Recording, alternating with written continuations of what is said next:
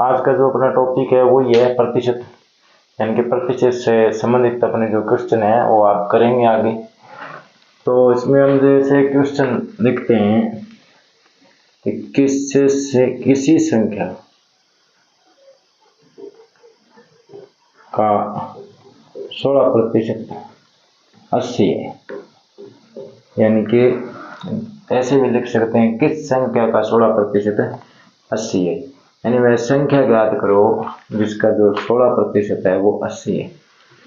यानी कि 16% 80 है, यानी कि वो संख्या, यानी कि हम वैल्यू रख देंगे कि 16% बराबर 80, ठीक है।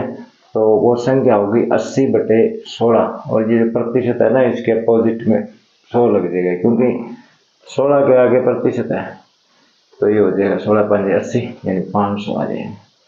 तो 500 का 16% 80 होगा। इसी प्रकार 80 किस संख्या का 40% है, ये भी वैसे ही है। 80 किस संख्या का 40% है, यानी तो वो लिखेंगे हम वैल्यू, यानी कि 40% है जो 80 है, तो वो संख्या क्या होगी 80/40 मल्टीप्लाई 100, 40 दूनी 80, यानी कि 200 आ जाएगा। तो उन्हीं पर आधारित जो हम पीछे गए थे उन्हीं पर आधारित एक क्वेश्चन है कि एक छात्र ने 75 अंक प्राप्त किए, यानी कि 75 अंक उसने प्राप्त किए हैं। 75 अंक प्राप्त करने के बाद में 5 अंकों से असफल हो गए, यानी कि 5 अंक और आते तो वो पास हो जाता, और पास होने के लिए चाहिए 40% अंक। तो आपको पूर्णांक बताना है कि वो एग्जाम टोटल कितने नंबर का था, जो पेपर था वो कितने नंबर का था, ये बताना है। तो देखिए कि उसने अंक प्राप्त कितने किए 75, और असफल कितने से रहा है 5 से, यानी कि पास मार्क कितने हो गए 75 और 5 80। देखो 75 तो इसने प्राप्ति किए हैं और 5 अंकों से असफल हो गए, यानी कि 80 अंक आते तो वो पास होते, यानी कि 80 अंक बराबर है 40%। तो पूर्णांक बताने हैं, टोटल पेपर कितने नंबर का था मान लो।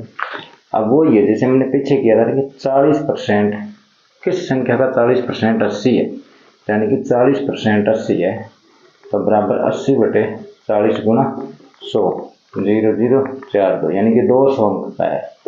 पूर्णांक थे जो 200 अंक है, और उसने प्राप्त कितने किए हैं 75, और 5 अंकों से असफल हो गया, यानी कि 80 अंक आते तो पास हो जाता। तो 200 का 40% है जो 80 होगा।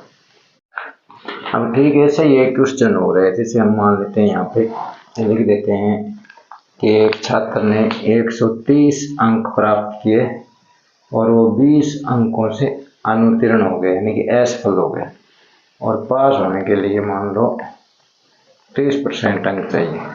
तो आपको बताना है कि पूर्णांक कितने हैं या महत्तम अंक कितने, कुछ भी पूछा जा सकता है।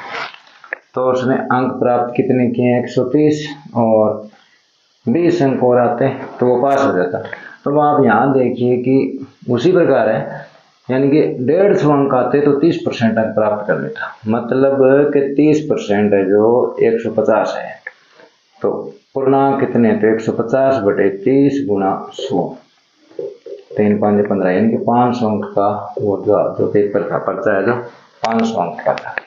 एक आप ध्यान रखो, कितना बड़ा क्वेश्चन हो, तीसरी लाइन में उत्तर आना चाहिए आपका। इसको कहते हैं शॉर्टकट, ये शॉर्टकट मेथड है, और ये हमको 6ठी 7वीं क्लास के जो बच्चों को कराते हैं, तो ये लगभग मतलब 6-7 लाइन का, इसमें बच्चे को तो एक लाइन समझानी होती है, और कंपटीशन के अंदर आपको समझनी होती है, करना जरूरी नहीं है, प्रश्न आना जरूरी नहीं है, प्रश्न समझ में आना जरूरी है, ठीक है। तो आप मैथ का कोई भी क्वेश्चन हो, आपका उत्तर तीसरी लाइन में आना चाहिए, अगर आप कंपटीशन का मतलब एग्जाम दे रहे हो। और वैसे अगर आप एग्जाम दे रहे हो एकेडमिक, तो उसमें तो लंबाई करना होता है, और इसमें आपकी स्पीड होनी चाहिए। और 2 नंबर स्पीड है जो प्रैक्टिस से आएगी, और प्रैक्टिस क्लासें देखने से नहीं होती, क्लासें देखने से तो सिर्फ आपको समझोगे आप ये मतलब क्वेश्चन है तो कैसे करें। और अगर आपकी प्रैक्टिस स्पीड बनानी है तो उसके लिए आपको एक ढंग की पुस्तक लेके आनी पड़ेगी, बुक लेके आनी पड़ेगी, बढ़िया ले आओ जिसके अंदर ज़्यादा से ज़्यादा प्रैक्टिस सेट हो और उनको आप सॉल्व करो। 2-4 बार सॉल्व करोगे तो आपको ये करने की ज़रूरत नहीं पड़ेगी। ठीक है, प्रैक्टिस से ही संभव है। तो अब इससे थोड़ा अलग करवाएंगे आपको। जैसे मान लो कि एक व्यक्ति या ए ने अपने धन का 40% पत्नी को दिया, मान लो पत्नी को दिया, 20% पुत्र को दे दिया और 20% मान लो पुत्री को दे दिया और 10% है जो खर्च कर दिया। अब उसके पास मतलब 5,000 रुपये बच गए हैं, 5,000 रुपये शेष रहे हैं।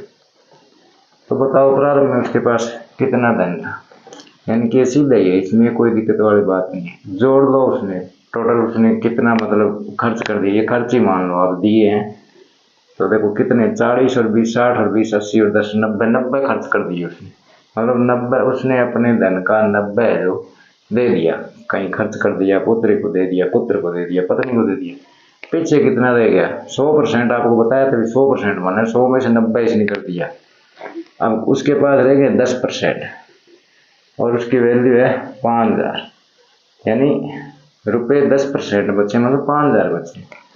तो 10% किस संख्या का 10% 5,000 है, तो जो हमने पीछे किया था वैसे ही है, गुणा 100, एक 0 हट गई इसकी, 50,000 रुपये थे उसके पास।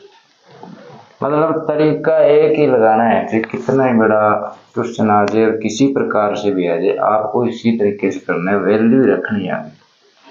ठीक है, जो थोड़ा सा इससे थोड़ा सा डिफरेंट है वो क्वेश्चन करते हैं। मान लो कि ए के पास कुछ धन था, उसने अपने धन में से पत्नी को दे दिया 50%।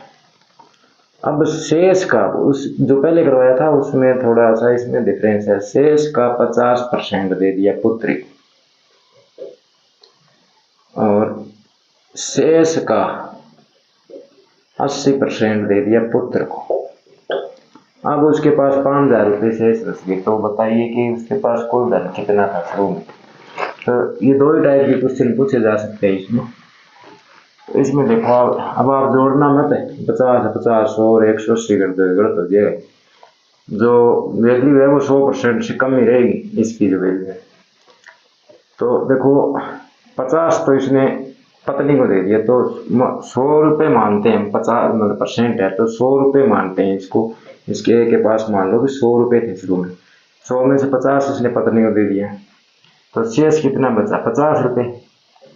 और 50 का 50% आपको बताए तो 25 रुपये इसने दे दिए पुत्री को। अब शेष यानी पीछे कितना रह गया? 75 तो दे दिए इसने, 100 में से 75 देने के बाद कितने रहेंगे पीछे? 25, यानी कि 25 का 80% 20 रुपये इसने दे दिया, किसको दिया? पुत्र को। तो अब देखो इसने कितने दे दिए टोटल रुपए? 50 में 70 95 रुपये दे दिए इसने, यानी 95% खर्च कर दिए इसने। पीछे कितना बचा उसके पास? 5%। 5% की वैल्यू 5,000 है, यानी 5,000 बटे 5 गुणा 100, 5 से 5 कट गए, यानी 1,00,000 रुपये था उसके पास शुरू में, 1,00,000 रुपये। तो समझ में आ गया? तरीका एक ही लगाना है, ऐसे सवाल बताइए, यही तरीका लगेगा और कोई ट्रिक वगैरह नहीं है।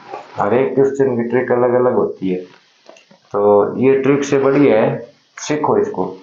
तो देखो तीसरी लाइन में उत्तर आ जाता है। ये चीजें मतलब क्या है कि जब शेष आए तब आपको शेष जो बचता है उसका परसेंट निकालना होगा आगे, और ये शेष ना लिखा हो सीधा हो तब आप सीधा जोड़ दो।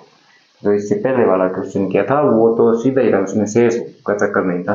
तो इस प्रकार जो हम अगली क्लास करेंगे जो प्रतिशत के, इससे थोड़े डिफरेंट, इससे थोड़े से हार्ड क्वेश्चन करेंगे। और ये क्वेश्चन आपको बिल्कुल आसान लगेंगे, लेकिन जब तक आप प्रैक्टिस नहीं करोगे तब तक ये आसान नहीं लगेंगे। तो आप एक बढ़िया बुक ले आओ और प्रैक्टिस करो ज़्यादा से ज़्यादा।